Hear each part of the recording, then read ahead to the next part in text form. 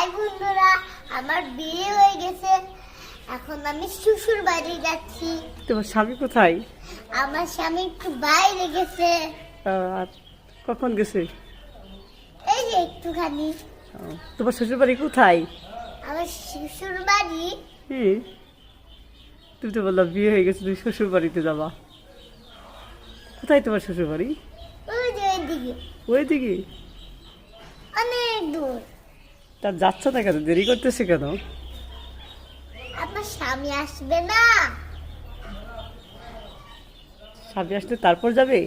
হুম, কেন, বিয়ে করলে তুই শ্বশুর বাড়ি যাইতে হবে, তাড়াতাড়ি চলে যাও। আমার স্বামী আসবে না। ও আচ্ছা, তুমি এখন কেন বিয়ে করলা? আমার মাস্টারে বিয়ে করছে তাই। তাই কি তুমিও বিয়ে করছো? হ্যাঁ।